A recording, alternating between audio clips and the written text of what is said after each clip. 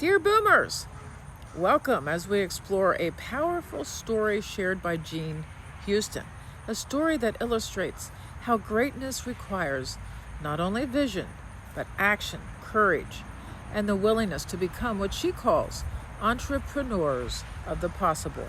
By the way, please subscribe to the channel and think about our Dear Boomers community, it's in the description below.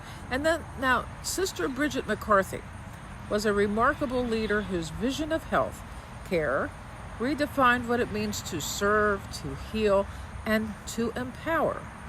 It is a story of transformation, not just within hospitals, but within the very essence of what it means to be human. So there is a call to greatness in this message. Jean Houston reminds us that greatness does not wait for the perfect moment. It demands that we act upon opportunities in real time. But beyond that greatness and beyond that moment, greatness calls us to create new opportunities where none seem to exist. This is not about waiting for systems to change. It is about becoming vehicles of change in the time wave, pioneers who take bold steps into uncharted territory. And that is what we can all do. Think about that for your own life. Now, Sister Bridget's vision was unusual, even in today's world. She was the Chief Executive Officer of the Mercy Hospital System in California, and she faced a challenge that many leaders know well: how to deliver optimal health care in a world where needs are vast, resources are limited, and change is constant. Sister Bridget did not simply manage a hospital system.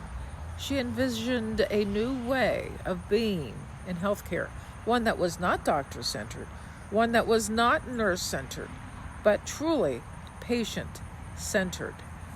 Every day she meditated and prayed for inspiration, and every day she asked the same question: how can I discover new ways of healing, helping, and serving? Now, these are very important questions for us all. And it's a revolutionary practice for sure. From this deep reflection, a bold idea emerged. Sister Bridget introduced a new procedure across her hospital. Every employee, from top administrators and physicians to those who scrub floors and change bedpans, would participate in seminars and learning experiences.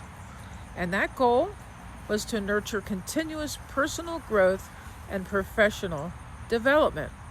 It was to cultivate staff who did not simply perform tasks, but became capable of passionately responding to the needs of the vulnerable.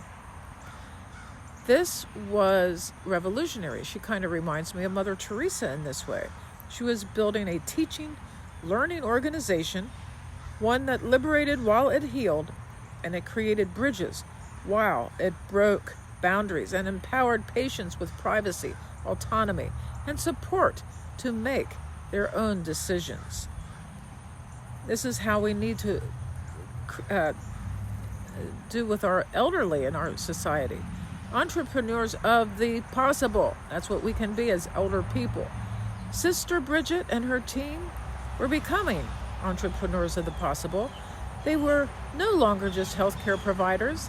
They became innovators of a new kind of healthcare, a system rooted in compassion, empowerment, and the belief that every person, whether staff or patient, holds infinite worth.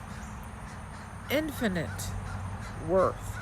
Imagine what it means to live this way in your own life, to be an entrepreneur of the possible, to create systems in your family, your community, or your work that do not simply react to problems, but proactively foster growth, connection, and healing. And this is what we can do every moment of our lives going forward. So this is a model for all of us, of course. The lesson here extends beyond hospitals. It is a vision for every human being.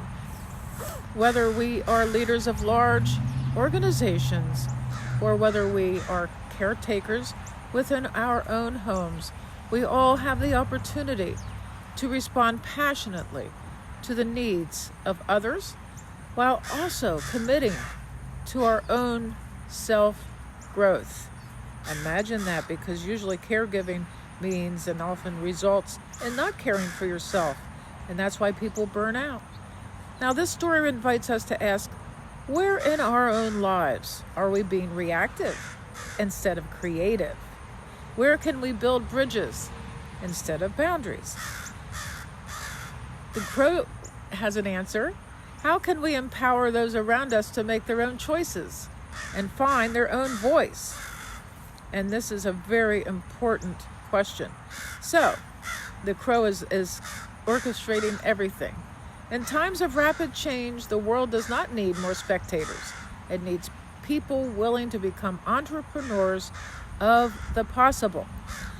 Just as Sister Bridget reshaped healthcare by blending vision with action, we too can reshape our communities, our families, and ourselves. Perhaps ourselves first of all, and then it radiates outward. So greatness is not about waiting for the perfect time. It is about stepping into the present with courage, vision, and love, and allowing that love to ripple outward, transforming everything it touches. So I invite you in your own way, in your own sphere, to become an entrepreneur of the possible. Do this in whatever way, and in whatever creative way you envision. And I believe that we can do this, and in fact, it's fairly simple. We're just going to do it. If this message resonates with you, yes, subscribe. Yes, share this video and join our community of visionaries in the Dear Boomers community, where we discuss this sort of thing in the Dear Boomers Cafe. Love to all. There's so much potential for healing, growth, and creativity in the world now.